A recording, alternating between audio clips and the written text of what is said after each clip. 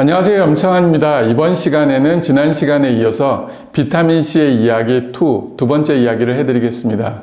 지난 시간은 어떻게 보면 총론이라고 말하면은 이번 시간하고 다음 시간에는 강론에 대해서, 즉 임상 사례를 통한 제가 경험했던 이야기에 대해 비타민 치료에 대한 것을 말씀드리겠습니다. 우리가 보통 이 그림은 굉장히 많이 보셨을 겁니다. 사실은 어떻게 보면은 하나의 파라다임, 저희가 비타민 치료를 할 때 하나의 결국은 변혁기라고 할 수 있는 파라다임이 변한 시기가 이 2008년도인데요. 그때 이제 두 가지 사건이 나온 게 마이클 홀릭 교수의 비타민 D 결핍이라는 논문이 나옵니다. NEGM이라는. 그 비타민 D 결핍으로 인해서 많은 사람들이 여러 가지 질병에 걸린다. 그래서 우리는 비타민 D를 먹어야 된다 했고, 또 하나가 이제 하버드 대학의 음식 피라미드입니다. 음식 피라미드는 옛날부터 나와 있지만 이때 왜 중요하냐 하면은 말 그대로 운동하고 적절하게 체중을 유지하고 그리고 좋은 음식을 먹고 위로 올라갈수록 인스턴트 음식이나 안 좋은 음식은 가급적 피하다. 이건 옛날부터 있었던 얘기예요. 근데 이때 하나 변화가 된 게 바로 요겁니다. 종합 비타민하고 비타민 D는 꼭 먹어줘라. 그것만이 결국은 내가 부족한 걸 채울 수 있다. 왜? 그 전까지는 과일과 채소, 음식을 통해서 충분한 영양소가 있다고 생각을 했어요. 그리고 믿었고. 근데 어느 순간 보니까 우리의 토양이 변하고 실제 음식 속에 있는 비타민과 미네랄 함량이 부족하다는 걸 알기 시작합니다. 그래서 그 전까지는 영양제 먹을 필요 없다, 음식만 충분히 먹으면 된다고 생각했지만 여기를 시점으로 해서 영양제를 반드시 먹어야 된다. 특히 나이가 들면 들수록 영양제 섭취가 더 증가돼야 된다고 얘기를 해주었습니다. 우리가 보통 말하는 이제 일반인, 환자하고 의사가 보는 면역력에는 차이가 있습니다. 현대인은 면역력이 좋아야지 건강해지고 삶을 오랫동안 건강하게 살 수 있다고 생각을 합니다. 그러면은 의료진이 보는 면역은 뭐냐? 검사를 통해서 혈액 검사라든지 CT라든지 이런 걸 통해서 질병을 확인할 때 당신은 면역력이 떨어져서 병이 생겼다고 얘기합니다. 그러나 검사가 정상이라고 하면은 그때는 면역력이 떨어졌다는 얘기를 안 하고 당신은 정상이에요. 그럽니다. 근데 실제 환자들이 느끼는 건 뭐냐? 피로할 때. 내 몸이 좀 어제와 오늘이 달라지거나 잠을 자도 결국은 피로가 쌓인다든지 이런데 검사를 가서 병원에 갔더니 당신 정상이야. 그러다 보면 오히려 당신 혹시 정신과적인 문제가 있는 거 아니야? 이렇게 얘기를 해줍니다. 그렇지만은 이 시점 자체가 결국은 건강의 적신호예요. 이 상황을 잘 슬기롭게 대처해서 결국은 건강한 상태, 피로가 없어진 상태로 가면은 질병이 생기지 않지만 만약 이 상태를 놓치고 결국은 계속적으로 골골하고 결국은 하다 보면 언젠가는 질병으로 가버리고 그때서야 의사는 당신은 질병이 있고 면역이 떨어진 겁니다. 이렇게 해줍니다. 그러니까 사실은 의료진이 보는 거하고 환자가 보는 거는 결국은 큰 차이를 둘 수밖에 없습니다. 그럼 우리가 어느 때 면역력이 떨어졌다고 얘기할 수 있을까? 일반적으로 많이 나오는 자가 테스트가 있는데 이 9가지를 얘기를 합니다. 이 9가지 첫 번째 보면은 잠을 자도 피로가 쉽게 풀리지 않은 경우. 전에는 잠을 조금만 자도 피로가 쉽게 풀리는데 어느 순간부터는 자도 피곤이 해결이 안 돼요. 두 번째는 감기에 자주 걸리고 잘 낫지가 않습니다. 옛날에는 약을 안 먹어도 하룻밤만 딱 자고 나면은 감기가 없어졌어요. 근데 지금은 약을 먹어도 일주일 이상 감기가 지속되는 경우가 있습니다. 세 번째는 입안이 잘 헐거나 입 주위에 물집이 자주 생기는 경우예요. 보통 우리가 보면은 구내염이라든지 아니면은 헐페스라고 해갖고 생기는 경우 있잖아요. 피로할 때 주로 많이 오죠. 그리고 네 번째는 눈에 염증이 자주 생기는 거. 어떤 분 같은 경우는 눈에 실필줄이 터지는 경우도 있잖아요. 충혈이 많이 돼요. 이 역시도 결국은 면역이 떨어지고 피로했기 때문에 옵니다. 다섯 번째는 매일 스트레스가 자주 쌓이는 경우예요.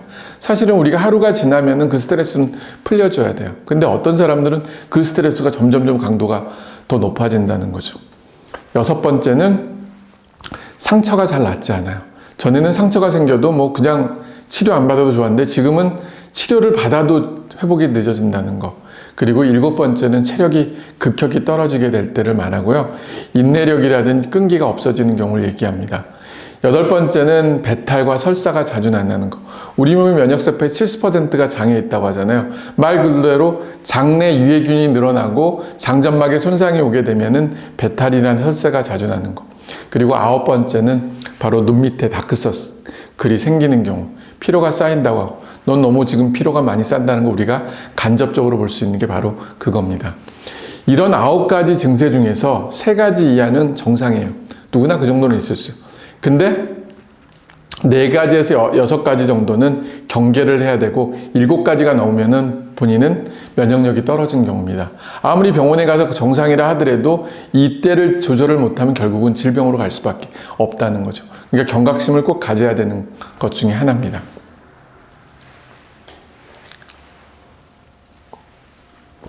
그러면 우리가 건강을 유지하기 위한 방법은 뭐가 있을까? 항상 제가 그동안 여러 번 강의를 통해서 얘기해둔 게 수면, 운동, 영양이에요. 이 3가지만 잘 잡아도 우리는 건강해질 수 있고 안 좋아졌던 건강도 다시 회복이 된다는 거죠. 그 중에 가장 중요한 게 뭐냐? 수면입니다. 밤 11시부터 아침 7시까지 꼭 수면을 취하는 게 좋아요. 이때 우리 몸에는 머리에서 멜라토닌이 분泌됩니다. 멜라토닌은 강력한 항산화장이고 항암작용을 갖고 있어요. 또 간이 쉴 수가 있어요. 간은 뭐냐? 침묵의 장기이면서도 노폐물, 피로의 장기라는 얘기를 많이 하잖아요. 간이 쉬어야지 그 다음날도 또 피로와 싸울 수가 있다는 거죠. 그래서 수면이 무엇보다 더 중요하고요. 2번째는 운동이에요. 운동을 통해서 체력을 회복시켜줘야 됩니다. 이 체력이 회복이 됐을 때 결국은 어떤 일도 결국은 이겨내갈 수가 있다는 거죠. 그 중에 가장 중요한 게 바로 허벅지 근육이라는 걸 많이 말합니다. 그리고 가장 좋은 운동은 뭐냐? 너무 과격한 운동할 필요 없이 하루에 20분이나 30분 유산소 운동, 걷기만 해도 충분하고요. 3번째는 영양이에요. 영양은 우리가 보통 5대 영양소 말하자면 단백질, 탄수화물, 지방, 이 3대 영양소가 에너지를 만들어가면은 이 에너지를 제대로 만들고 노폐물 빼주는 게 뭐냐? 바로 비타민과 미네랄이에요. 그렇기 때문에 이 5대 영양소는 우리 몸에 균형을 맞춰서 꼭 있어야 되고 이 3가지가 제대로 있을 때 우리는 120세까지 살아가는데 큰 문제가 없다는 거죠. 그 중에 하나만 딱 한다고 하면 뭐냐? 수면이에요. 병원에 많은 사람들이 왔을 때 이 수면에 대한 얘기보다는 결국은 어떤 영양제를 먹으면 이 피로에서 회복되냐 이 얘기만 해줍니다. 그렇지만 그거보다 더 중요한 건 수면임을 꼭 명심해 주기 바랍니다. 그래서 제가 첫 번째 이제 경험했던, 치료했던 거는 수면 장애를 갖고 왔는데요. 수면 장애는 정상적인 수면을 못 취하는 경우를 모든 걸 말해요. 그리고 자다가 깨는 경우, 새벽에 깨는 경우. 그래서 문제가 되는 거고요. 실제 인구의 25% 정도에서 수면 장애를 호소하고요. 특히 나이가 많은 경우는 더 빈도가 높습니다. 사람에 따라서 이 수면의 양의 차이가 나는데 일반인들은 보통 하루 8시간 자면은 충분하다고 그래요. 근데 숏슬리퍼라고 해갖고 6시간 이하로 자도 충분한 사람들이 있어요. 근데 그 사람들은 그것만 자도 돼요. 근데 반대로 길게 이제 9시간 이상 자야지 충분한 사람들이 있어요. 이 사람들은 많이 자야 돼요. 8시간만 자도 피곤한 거예요. 실제. 그럼 이 사람은 9시간, 10시간 자야지 피로가 좋아진다는 거죠. 만성 수면 장애가 오게 되면은 오랫동안 수면에 문제가 되면은 뇌의 노화가 빨리 일어납니다. 그리고 신경 손상도 오게 되고 그래서 여러 가지 문제점. 사실 수면 중에서는 코티졸이 떨어져야 되는데 수면 중에도 코티졸이 항상 높게 유지가 돼요. 그러면은 이 말 그대로 스트레스한 상황이 잠자면서도 계속 유지가 된다는 거예요. 이 사람들의 특징이 자면서도 계속 꿈을 꾸어요. 그러니까 자고 나도 오히려 피곤이 계속 쌓일 수밖에 없는 구조라는 거죠. 그래서 우리가 이제 이런 분들한테 생활 습관에 이제 도움이 되는 거는 뭐냐? 첫 번째는 운동이에요. 하루 20분 정도 유산소 운동. 아침이나 초저녁. 너무 늦게 운동을 하면 오히려 수면에 방해를 주기 때문에 아침이나 점심 또는 서늘한 때를 통해서 하게 되면은 컨디션도 조절되고 수면의 질도 높여져요. 그리고 이완요법을 통해서 자주 수면을 위한 몸과 마음의 이제 심신을 안정화시키는 게 좋습니다. 그래서 근육이 수축된 거를 풀어줘야 돼요. 왜? 수면 장애가 있는 분들은 계속 아침 내내 하루 종일 근육이 경직되어 있는 경우들이 많기 때문에 그렇습니다. 그리고 밤중 혈당 조절이 중요한데요. 수면 중에 문제가 있는 사람들 중에 깨는 경우들이 있는데 그 중에 하나가 뭐냐면은 수면 중에 저혈당에 빠지는 사람들이에요. 이때 이제 당 조절 호르몬인 에피네프린, 글루카곤, 코티졸, 성장 호르몬들이 이제 이 중에서 이제 분비가 돼서 저혈당에 빠지니까 갑자기 눈이 딱 깨서 막 단 거를 찾는 경우들이 생겨요. 그리고 반응성 저혈당이라고 하는 사람들이 이제 주로 많이 오는데요. 이분들은 뭐냐? 식전이나 식후 2시간 후에 배고프는 경우들이 많아요.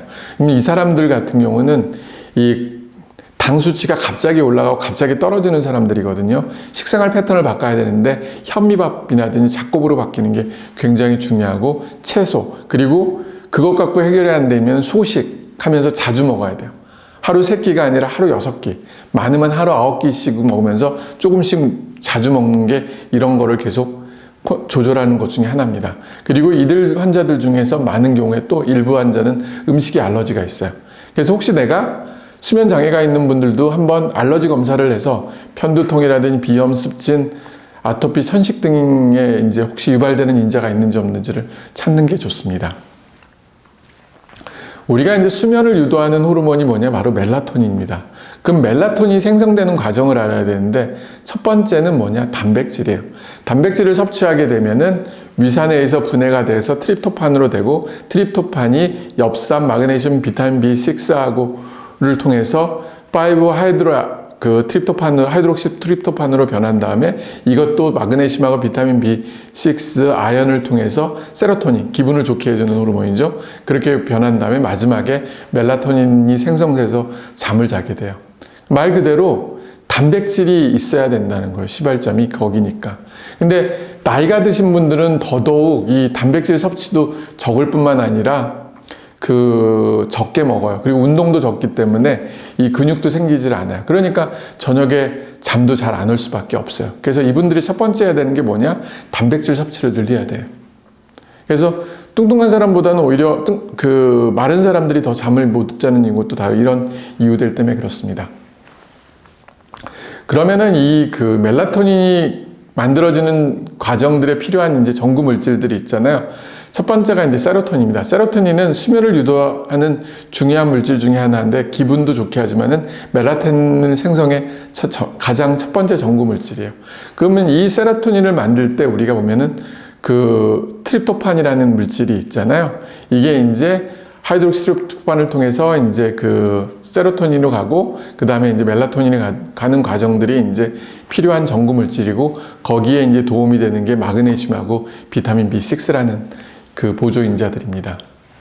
그리고 궁극적으로는 이 멜라토닌이 생성이 돼야 하고 멜라토닌 생성이 안 되면은 결국은 멜라토닌을 섭취하는 거예요.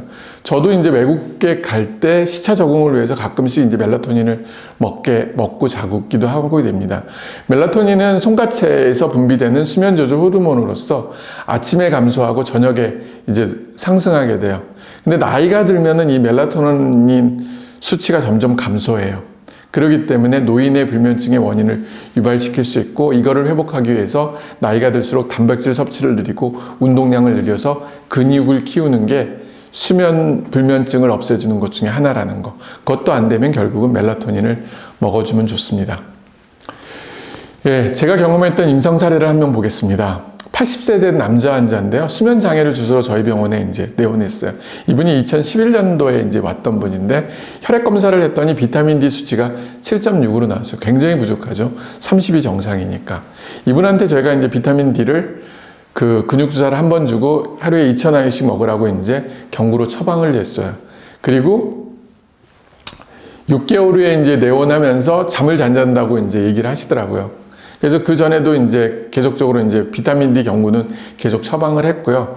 12개월 후에 1년이 지난 후에 이제 혈액 검사를 했더니 비타민 D 수치가 42로 올라갔어요. 그러면서 이제 수면도 계속 잘 유지가 됐다고 합니다. 그래서 제가 할아버지한테 뭐가 좋아졌냐고 이제 물어봤어요. 그랬더니 이분이 원래 잘 때 하지불안 증후군으로 다리가 후두를 뚫리고 밤에 이제 근경련이 있어서 이제 자주 깼다고 하더라고요. 근데 비타민 D를 먹고 나서부터는 이런 증세가 다 없어졌다고 하더라고요. 수면장애의 원인 중에 하나가 특히 나이 드신 분들한테는 하지불안 증후군하고 야간성 근경련이 있습니다. 노인분 같은 경우는. 그래서 제가 볼 때는 이분은 이 비타민 D 결핍에 의해서 하지불안 증후군하고 야간성 근경련이 왔고 이로 인해서 수면 장애가 온 게 아닌가 하는 생각을 하게 됐습니다. 하지불안 증후군은 사실은 알게 모르게 특히 나이 드신 분들, 수면 장애가 있는 분들한테 흔한 것 중에 하나고 이분들은 대부분 야간성 밤에 근경련 증상을 동반을 합니다. 특히 노인, 영양결핍이 있는 사람들한테 자주 발생하는데요. 주로 마그네슘이라든지 비타민 D 결핍이 굉장히 많다는 거. 그리고 말초 혈관 질환을 가진 거, 그러니까 이 발이 찼다든지 아니면 손발에 막이 레이너스 증후군처럼 손하고 이제 손끝 발끝이 이제 아픈 분들, 이런 분들한테 주로 많이 오는데요. 이분들 같은 경우에는 이제 마그네슘 결핍이 있고 심한 경우에는 마그네슘이 90% 이상 결핍 정도로 굉장히 심해요. 그럼 이분들한테 이런 거를 좋게 이게 마그네슘 결핍인지 아닌지 알려면 어떻게 하냐? 마그네슘 주사를 맞아보면 됩니다. 그래서 회복이 되면은 마그네슘 결핍이라는 걸 알 수 있죠. 호모시스틴은 독성 물질 중에 하나인데요. 실제 이제 이 호모시스틴은 비타민 B12, 그다음에 폴레이트, 엽산, 비타민 B6에 의해서 이게 대사가 돼서 이 독성 물질이 해결이 되는데, 만약 B10이라든지 엽산, B6 이런 게 없다면 호모시스틴이 굉장히 많이 쌓이게 돼요. 그럼 이 호모시스틴이 많이 쌓이게 되면은 이 혈관벽에 동맥경화증이 많이 오고 말초혈관, 특히 이제 뇌 쪽에는 뇌졸중을 유발시키고 심장 쪽에는 심장마비를 유발시키고, 그다음에 이제 이 손발에는 이제 말초혈관을 나서 통증, 신경병성 통증 같은 걸 유발시킬 수 있다는 거죠. 그래서 이런 거를 떨어뜨리는 게 굉장히 중요하고, 그걸 떨어뜨리는 게 비타민 6, 엽산, B12라는 거를 봅니다. 두 번째 사례는 45세 여자인데요. 대장암 수술 후에 이제 폐로 전이된 상태에서 항암 치료 중이었어요. 최근에 잠이 잘 안 온다고 하고, 그러면서 이제 이야기하는 중에 계속 눈물을 흘리는 거. 애가 지금 어린데 애 때문에도 열심히 살아야 된다. 뭐 여러 가지 가정 문제 이런 거를 하는데, 특히 이제 항암 치료 전후로 수면을 거의 못 취한다고 이제 얘기를 합니다. 그래서 제가 이제 비타민 주사, 마이어스 칵테일이라는 미국에 있는 존 마이어스가 개발했던 마그네슘을 포함한 비타민 주사를 줬더니 이제 주사 맞으면서 이제 잠을 잤어요. 이분은 항암제로 인한 근육통과 더불어 우울증에 의한 수면 장애가 동반됐던 분이에요. 그래서 제가 이제 마그네슘을 포함한 비타민 주사와 더불어 항암제 부작용을 없애주기 위해 글루타치온 주사를 줬고요. 그 다음에 이제 정신과 상담을 꼭 받게 해서 우울증 치료를 시켰습니다. 사실 항암 치료를 하다 보면 많은 분들이 우울증이 동반이 돼요.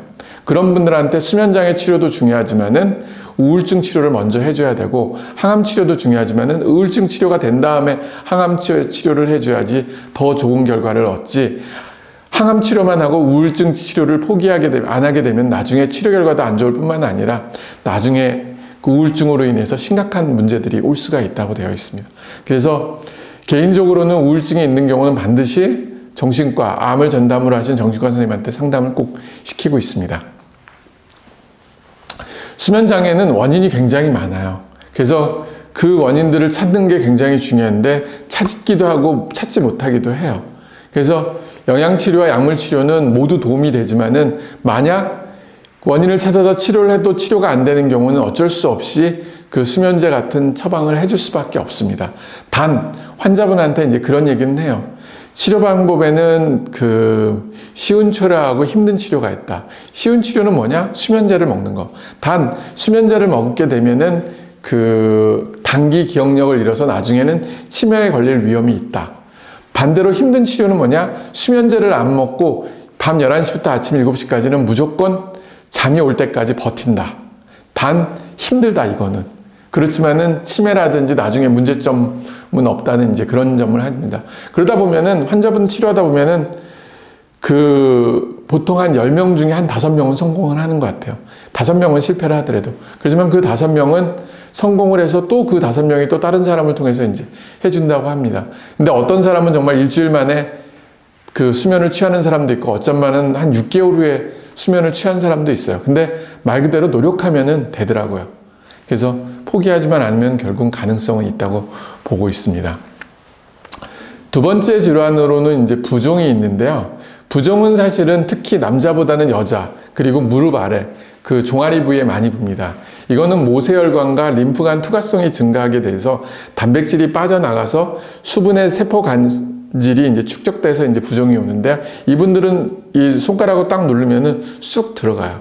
그리고 시간이 지나면 쭉 빠지고, 그리고 주로 아침에는 멀쩡했다가 저녁에 이제 퇴근해서 집에 올 때 다리가 탱탱 붓는다고 얘기를 합니다.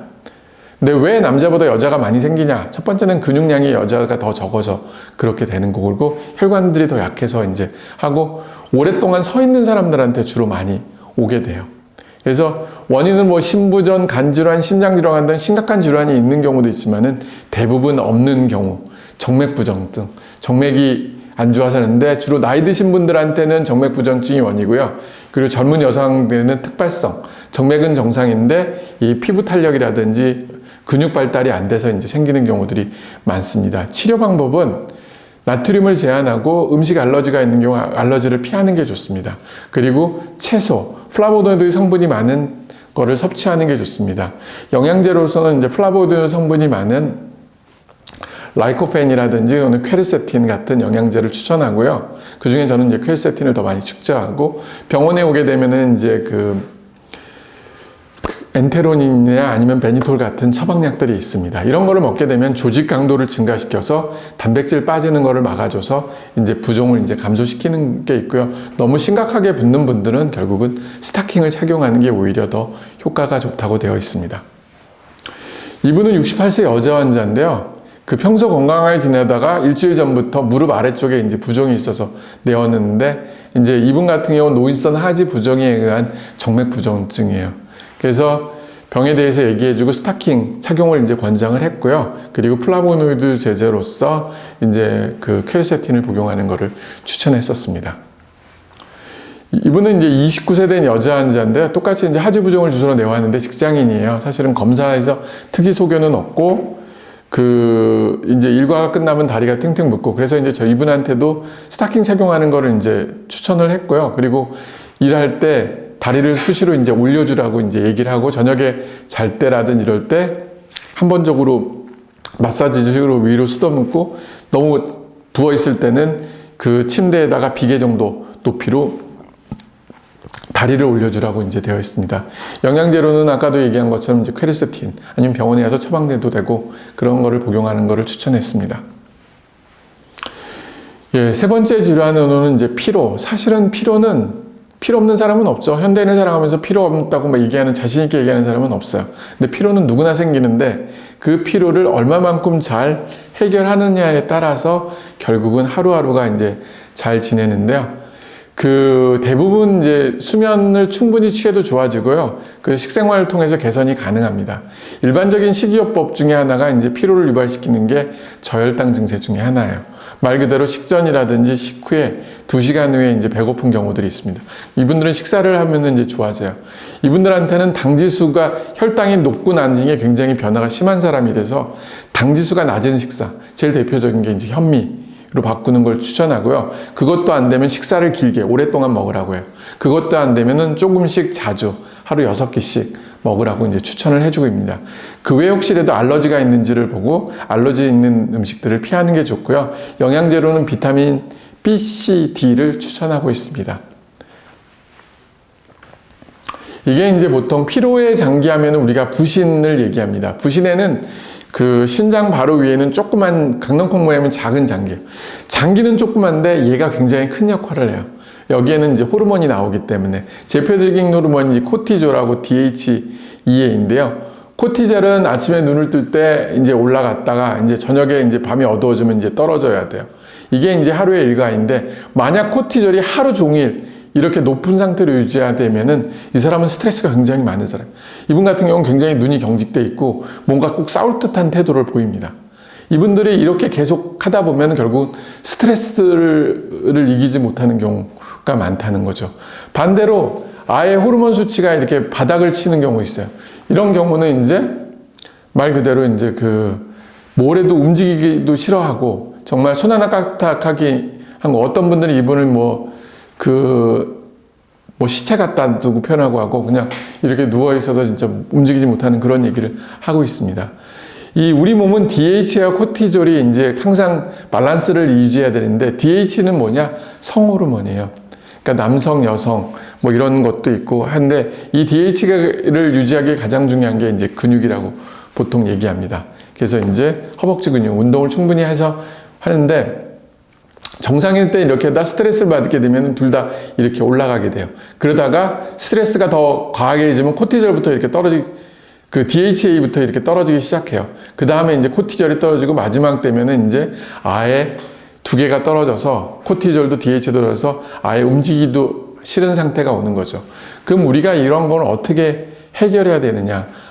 좀 전에 얘기했던 생활 습관의 변화로 해서 소식하고 그 카페인, 술 이거를 피하고 규칙적인 운동을 하는 것을 추천했고요. 그리고 영양제로는 비타민 C하고 B를 적극적으로 먹으라고 그래요. 이 비타민 B하고 C는 무슨 역할을 하냐? 부신 기능을 좋게 해줘서 코티졸이라든지 DHA 호르몬 분비에 도움이 되고요. 그래도 안 되게 부신이 망가지면은 DHA가 코티졸을 먹는 게 좋습니다. 근데 이거는 오랫동안 먹으면은 아예 부신 기능이 더 나빠지기 때문에 단기요법으로는 되지만은 장기적으로 사용해서는 안 된다는 거. 그리고 네 번째로 이제 영양제 주사인데요. 우리가 스트레스를 많이 받게 되면은 결국은 근육에 있는 단백질이 파괴가 돼요. 그래서 힘들 때 영양제 주사를 맞았을 때 도움이 되는 게 바로 이런 이유들 때문에 그렇습니다. 그 외에 뭐 인삼, 홍삼 이런 것도 도움이 되고, 그리고 이제 통증이나 우울증이 있을 때 비타민들 같은 게 이제 도움이 된다고 되어 있습니다. 예. 다음은 이제 35세 된 여자 환자인데요. 7년 동안 이제 만성 피로로 인해 사회생활을 못하고, 그리고 결혼은 했으나 불임검사상 이제 정상이지만 임신이 되지 않아 했던 분이에요. 이분한테 제가 이제 비타민과 미네랄 검사를 했더니 활성산소도 이렇게 높게 나오고 비타민도 빵으로 나왔고 비타민 D도 굉장히 부족한 수치, 코엔자임 Q10도 부족하고 또 중금속 검사인데 수은이 높게 나왔어요. 그래서 영양 상태가 부족하고 중금속이 나와서 저희가 영양제를 처방했고, 그리고 마이어스 칵테일이라는 이제 마그네슘이 포함된 비타민 주사를 일주일에 한 번씩 줬고, 그리고 DMSA라는 수은을 빠지는 이제 그 영양제를 처방을 했어요. 그랬더니 환자가 3개월 만에 피로도 완전히 없어지고 임신을 했다고 이제 얘기를 하더라고요. 그러면서 이제 애까지 나서 지금은 그 애 키우면서 잘 보내고 있습니다. 그 다음 케이스는 이제 만성피로 증후군 환자인데요. 38세 여자 환자인데 주 진단명을 몰라요. 직장생활을 굉장히 열심히 했던 분이었고, 그때 갑자기 이제 카팔터놀 증후군, 소라식 아웃렛 신드롬, 척추관 협착증, 고프로락틴 혈증 같은 이런 것들이 이제 생겼던 분이에요. 그래서 프로락틴 수치가 이제 275로 굉장히 높은데 원인 모르는 질병으로 이제 고생을 했던 분이에요. 근데 이 환자가 이제 몇 차례 수술을 받고 통증이 조절이 안 돼서 뉴런틴 12알, 마이폴 6알만큼 그 진통제의 이제 삶을 살고 직장도 포기하고 이제 있었던 분이에요. 근데 이제 이분을 이제 수녀님이 저한테 이제 소개시켜줘 갖고 제가 이제 그때 이제 치료를 했죠. 비타민 치료를 이제 시작해서 비타민 C 60g, 정맥 주사하고 경구로서 이제 18g을 먹였습니다. 그랬더니 6개월이 지나고 나서 통증이 거의 없어져서 뉴런틴만 이제 두 알 먹게 됐고요. 프로락틴 수치도 4.5로 떨어져서 4년 만에 처음으로 이제 생리를 했고, 그 다음에 이제 체력이 회복돼 갖고 다시 직장 생활을 잘하고 있습니다. 현재는 비타민 C만 하루에 18g씩 먹고 있고 컨디션 조절되고 그 어느 때보다도 이제 건강하다고 얘기해 주고 있습니다. 이 경우는 이제 그 가정주부를 대상으로 저희가 비타민C를 정맥 주사를 했더니 피로가 얼마나 이제 해결됐는지를 봤던 경우인데요. 투여하기 전하고 투여한 후에 그 일주일에 2번씩 해갖고 8번 정도 맞춰서 이제 했더니 그 투여하기 전보다 투여한 후에 피로도가 이렇게 없어졌던 것을 보여준 자료입니다. 그 다음으로 이제 직장인을 대상으로 저희가 한 구는 150명을 대상으로 한 구는 그 비타민 C를 쓰고 한 구는 이제 생리수기염을 써서 이제 이중 맹검 실험을 했었어요. 그랬더니 피로도 점수에서 비타민 C를 썼던 분이 2시간 내에 피로도가 이렇게 없어지고 그 다음 날도 이렇게 계속적으로 떨어진 걸 보여줘요. 반대로 그 생리수기염수를 썼던 분들은 2시간대나 뭐 그 다음 날이나 거의 똑같은 양상을 보여주고 있습니다. 왜 이런 결과가 나왔나 봤더니 이분들한테 활성산소가 비타민C를 썼던 분은 이렇게 확 떨어지고 그 다음날 이제 올라갔고, 비타민C를 안 썼던 분들은 그냥 활성산소가 계속 높은 상태를 유지해준 걸 보여줬어요. 반대로 피로도 같은 경우는 이 활성산소가 떨어짐으로 돌아서 이 피로도가 없어진 것을 보여줬죠. 그래서 결론은 저희가 생각할 때는 활성산소를 감소시켜서 피로도가 좋아진 게 아닌가 하는 거를 추론할 수가 있었습니다. 네 번째 질환으로는 이제 과민성 대장 증후군이라는 게 있습니다. 현대를 살아가면서 많은 분들이 진짜 과민성 대장 증후군 때문에 고생을 많이 하는데요. 실제 이것 때문에 병원에 오는 분들도 많습니다. 근데 실제 치료가 안 되는 경우들도 대부분이었고, 왜? 이게 원인이 없어요. 그리고 식후라든지 스트레스 상황에서 복통, 복부, 백만감 이런 것들이 이제 감, 설사 혹은 변비 등 배면장애 증상이 유발되는 만성적인 질환이에요. 원인을 모르기 때문에 치료를 못하고, 특히 스트레스가 주된 이제 이유기 때문에 그거를 관리를 해야 되는데 그 관리가 잘 안 되기 때문에 그렇습니다. 그럼 저희가 이제 해줄 수 있는 건 뭐냐? 첫 번째는 스트레스 관리예요. 근데 그거는 이제 본인이 해결할 수밖에 없는 거죠. 방법을 찾아야 됩니다. 두 번째로 이제 식이요법으로 혹시라도 음식 알러지가 있는지를 확인하고, 음식 알러지가 있으면 그거를 피하는 게 좋고요. 두 번째 이제 포메드 맵이 적은 시기를 이제 먹는 게 좋고, 세 번째는 섬유질이 많은 음식을 섭취하라고 되어 있습니다. 그리고 영양제로는 비타민 D와 유산균이 과민성 대장 증후군에 효과가 있고요. 그리고 혹시라도 리키거 신드롬이라든지 장내 캔디다 같은 이제 안 좋은 균들이 있게 되게 하면은 항생제, 항균제 같은 걸 써서 한 번 정도는 죽이는 게 좋다고 되어 있습니다. 이 포메드맵이라는 게 뭐냐 하면은 발효되기 쉬운 올리고당류, 이당류, 단당류, 당, 알코올 등 당 성분, 즉 식이 탄수화물의 일종인데요. 얘가 이제 들어오게 되면은 장에서 흡수, 분해가 잘 되지 않기 때문에 대부분 장에 남아 장내 세균에 의해서 발효가 돼요. 그럼 뭐가 생기냐면 과도하게 가스가 생산되고, 그리고 이제 설사가 유발이 된다는 거죠. 그리고 장내 유해균들이 늘어날 수가 있습니다. 그래서 과민성 대장 증후군 환자들은 이런 음식을 먹으면은 증상이 오히려 더 악화되는 가 많기 때문에 적은 음식을 섭취하라고 이제 권고하고 있습니다. 그리고 비타민 D와 유산균은, 비타민 D는 혈액 검사를 해서 부족하면 무조건 보충을 해줘요. 그러면 이제 과민성 대장 증후군이 좋게 되고요. 그 다음에 이제 유산균은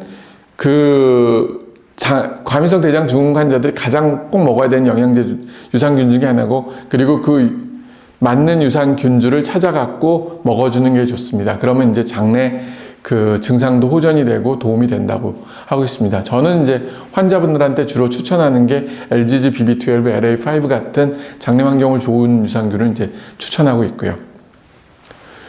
그리고 이제 그 다음에 이제 장내 캔디다증이 많이 생기는 경우가 있어요. 이게 이제 과민성 대장 증후군을 유발시키는데요.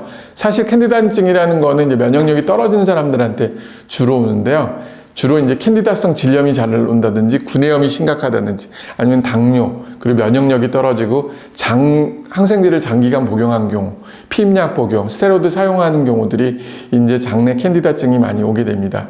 이런 분들 같은 경우는 식이요법과 유산균과 복용을 하고요. 그래도 증세가 호전이 없을 때는 니스타틴 가글이라든지 플루코나졸 같은 경우를 이제 보통 한 3일에서 일주일 정도 투여하고 있습니다. 예. 그 다음 환자는 46세 여자인데요. 몸이 안 좋다고 이제 내원했는데, 특히 가스가 많이 나오고 아랫배가 자주 아프며 가스 냄새도 굉장히 독하게 호소돼 있어요. 검사상 특이소견은 없었고요. 유기산 검사에서 아라비노이스가 포지티브였고 D-락테이드가 양성으로 나왔어요. 진단명은 장내 캔디다증이 의심됐고요. 이분한테 이제 플루코나졸을 이제 처방하고 유산균과 했더니 한 달 후에 이제 내원했을 때 증상이 많이 호전되었다고 이제 설명해 줬습니다. 그 후에는 이제 유산균만 이제 처방했죠. 다섯 번째 질환으로는 감염 질환입니다. 이제 감염 질환 굉장히 많죠. 지금 현재 코로나 시대이기 때문에 코로나도 가장 대표적인 이제 감염 질환인데, 그 외에 이제 감기, 수두, 대상포진, 욕창 등 이런 게 있는데, 비타민 C는 상처 회복에도 도움이 주지만은 백혈구의 탐식세포를 증가시켜서 이런 세균이나 바이러스를 죽이는데 그 어떤 영양제보다 효과가 좋다는 거죠. 그래서 경구로 먹던지 아니면 주사요법을 통해서 이제 얘네들을 감소시키는 걸 보고 있습니다. 대표적인 게 이제 감기 몸살인데, 28세대 남자 환자인데요. 고열을 동반한 기침, 가래가 있었어요. 그래서 감기 진단하에 약물 치료와 더불어 비타민C 10g을 정맥 주사를 투였어요. 그랬더니 환자분이 병원을 나갈 때쯤 몸이 가벼워지고 다른 때보다 증상이 훨씬 좋아졌다고 봅니다. 그 후로는 환자분이 감기 증세가 있을 때마다 비타민C를 먹어요. 그리고 그게 안 되면 와서 병원에 와서 주사를 맞기도 하고 했었습니다. 그 다음으로 이제 대표적인 게 이제 대상포진인데요. 요새 대상포진 환자들 진짜 많아졌습니다. 옛날보다. 왜 많아졌나 했더니 면역력이 많이 떨어졌고, 두 번째는 오래 사세요. 그러니까 발생할 수 있는 경우들이 많죠.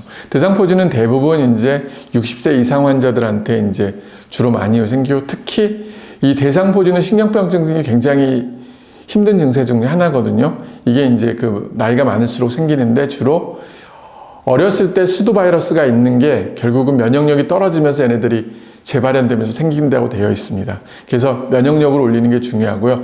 50대가 넘으면은 반드시 대상포진 백신을 꼭 맞아줘야 됩니다.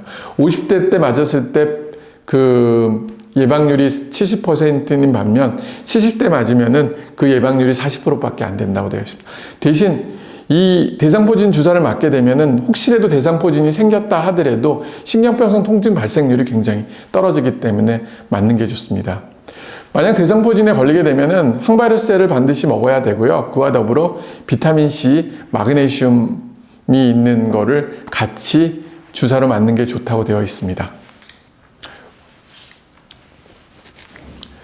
이분 같은 경우는 60세 남자 환자인데 5일 전부터 발열과 겨드랑이 통증을 주소로 내어서 이제 대상포진 진단하에 항바이러스제와 비타민C 30g을 줬더니 이렇게 심했던 것들이 진짜 5일 만에 이렇게 확 좋아져서 이제 했고, 저희는 이제 신경병성 통증이 발생할 줄 알았는데 안 생기고 좋아졌습니다.